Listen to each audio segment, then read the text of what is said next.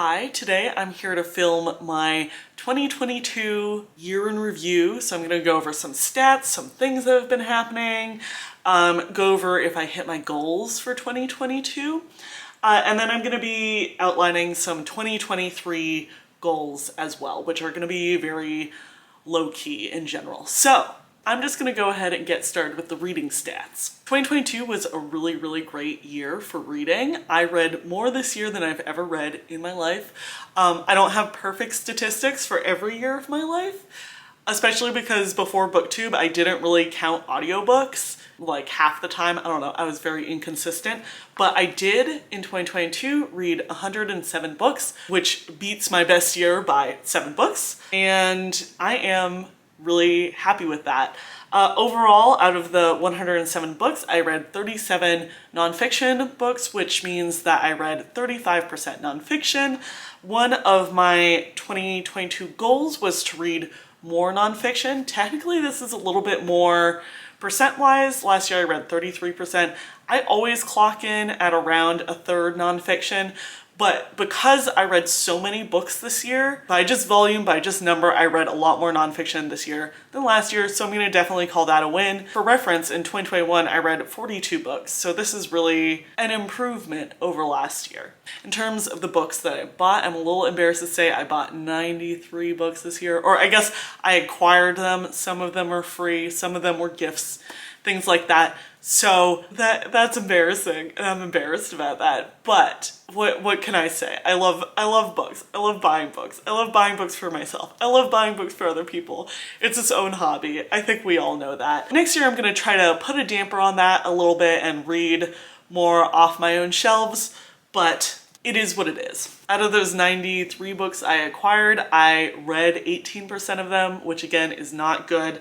I would really like to read the books that I buy immediately, would be ideal, but I would really like to get at least closer to 50% there in the future. With the books that I read this year, the average length was 351 pages, I think, which is up from previous years. I definitely was reading some longer, epic, sci-fi, fantasy books this year, whereas in the past I've really trended towards short and weird fiction and, you know, nonfiction. I'm sort of all over the place. But with that average, the total number of pages I read this year was 37,605. My largest genres outside of nonfiction were fantasy and romance.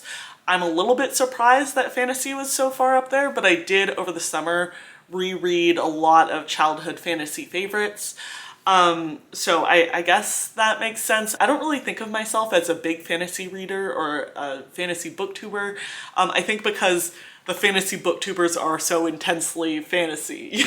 You know what I mean? I guess I'm a little surprised, but it's just interesting to see your trends, I guess. My best reading month by a long shot was June, when I read over 6,000 pages.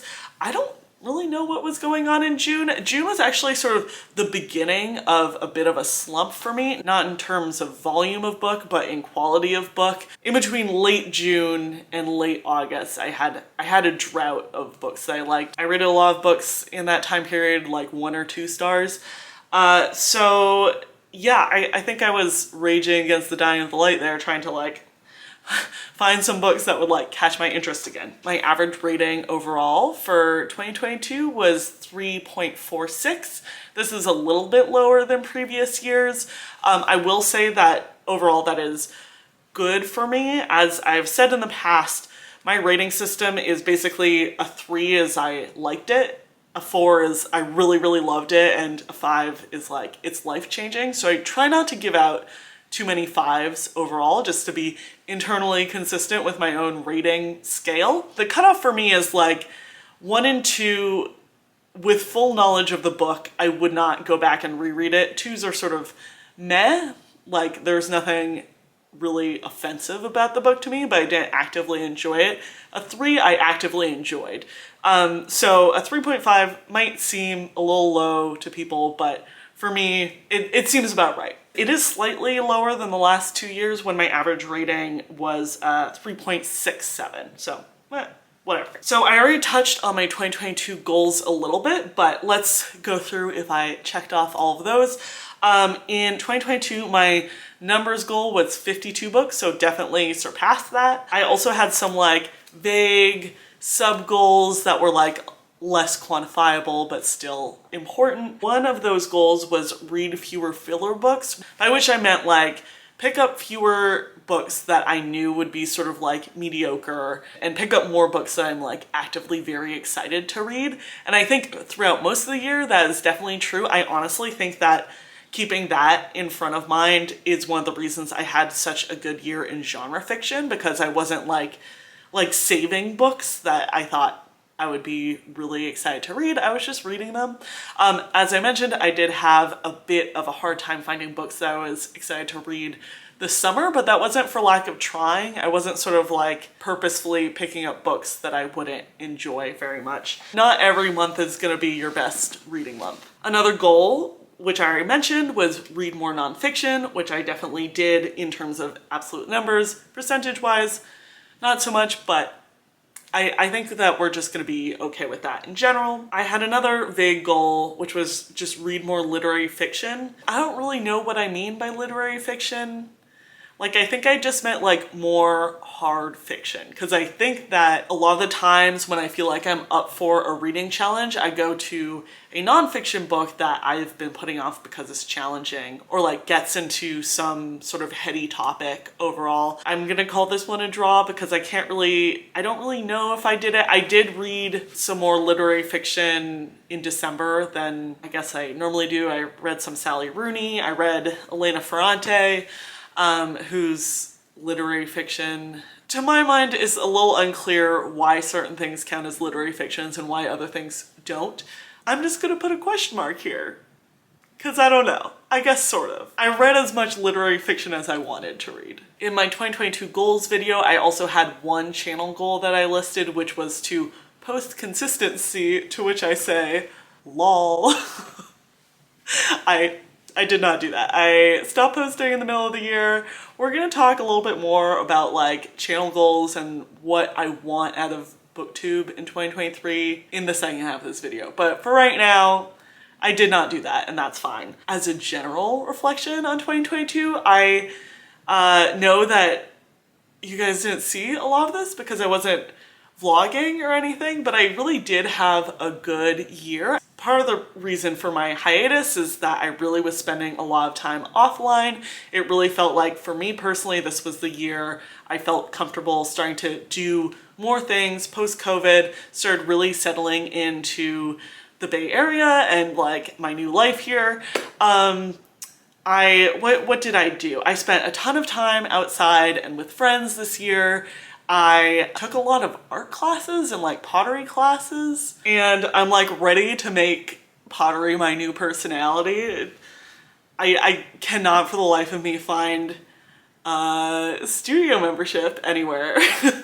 But anyways, I'm not good, but I do enjoy it a lot. What else? I took part in a historic labor action, so that was pretty cool. Just gonna put that out there. Feel very like accomplished about that. I somewhat regret not vlogging all that good stuff, because for me vlogging was really something I was doing for myself. I found it really rewarding to be able to look back over the last 2 years and like see what was going on in my life in 2020 and 2021.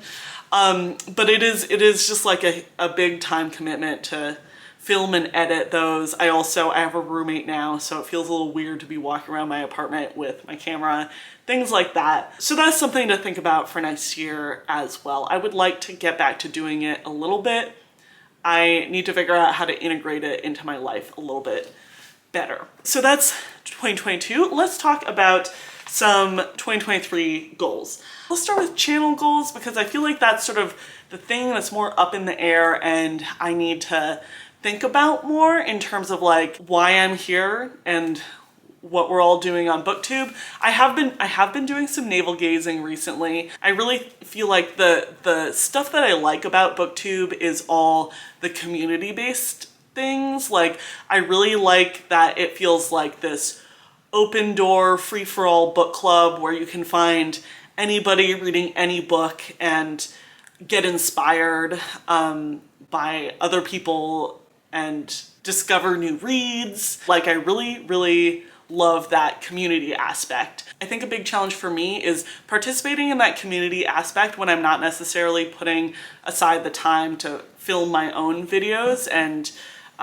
make that happen. Filming and posting videos is a huge time sink, and if I'm choosing to do one thing, I would like it to be making time to comment on other people's videos over posting my own videos. However, it is easy when you're not on a schedule posting your own videos. I sort of fell into this trap where I was like, well, I won't be posting as much, but I'll still engage, and then I'd be like, oh, 2 months has gone by and I don't know what anybody's reading, and I feel weird going back and commenting on these videos from like a month ago and blah blah blah, getting really into my own head. That being said, I think that my #1 goal with BookTube is to make sure that I am commenting and like actually talking to people, because as I said, that is my primary goal, is to participate in this community. I think in terms of my channel goals in general, I would really like to let go of the rules that I feel like I've internalized about running a YouTube channel. I think that when you're just starting out, the rules that you internalized are you need to be super consistent and super focused in terms of channel content, and like this is how you drive growth, because people know that they can come back to your channel and see that you've posted, and they'll see sort of like the same things that they're excited to see.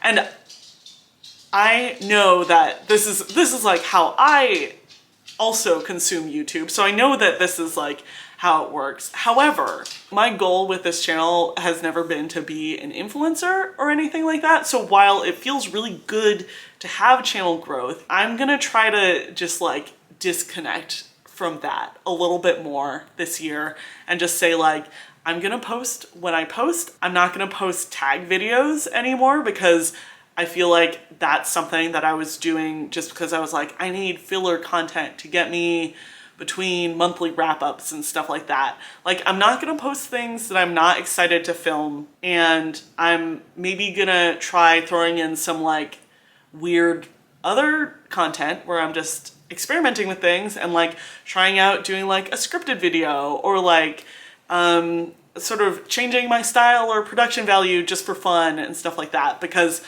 in the end, like that's what this is. This is a hobby. This is something that I do for fun, and I don't want to stress myself out with analytics when that's truly not the point. Like, it's so hard to separate yourself from analytics because YouTube really shoves it in your face all the time.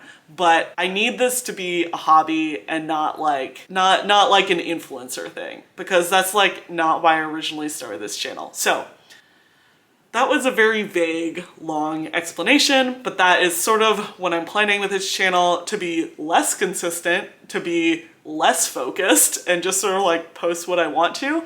Hopefully you guys are down for that. Also, like, no worries if you don't want to click on a weird video that I post because it's not book content. Like, great.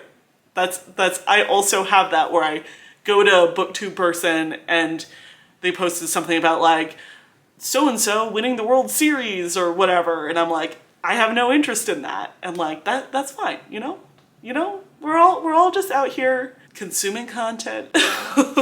Okay, so that was like a very vague, meandering conversation about what I want this channel to be to me. If you have any suggestions or like things that you do really like to see, I'd love to see those down in the comments. I will say, overall, I mentioned vlogs. I would like to start getting back to vlogging a little bit. Don't know how I'm gonna integrate that into my life, but I do miss having those sort of like time point check-ins, I guess, of like, this is what I was doing at that time.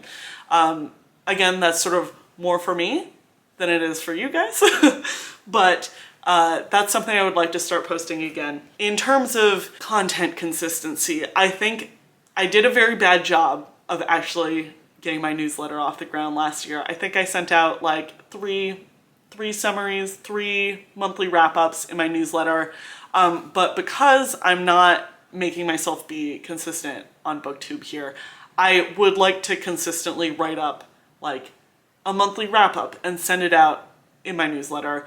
So I'm gonna start doing that again in January. And I think that'll just be a nice way to really check in about my reading and do sort of a low-key review of what I've been thinking, what I've been reading. I think that overall I actually sort of like that structure better, because writing a sentence or two about a book is a little bit more low-key, especially if I didn't like the book. I think one thing that was sort of getting to me last year on BookTube is like having to sit down and talk about books that I don't like. I don't know. That's fun if you're feeling really snarky about it, but for a lot of books it's just like, I don't know, man, I just didn't like it. And that's a lot of work to put into a thing that you didn't enjoy. So I'm thinking I'm gonna do monthly wrap-ups in the newsletter, and then, you know, play it a little bit more loosey-goosey on here. Maybe do favorite books of spring, or like more themed videos. I don't know, we'll see. Oh, I didn't actually talk about my reading goals for 2023. So 2023 reading goals are very simple. Again, I'm gonna do 52 books in 2023.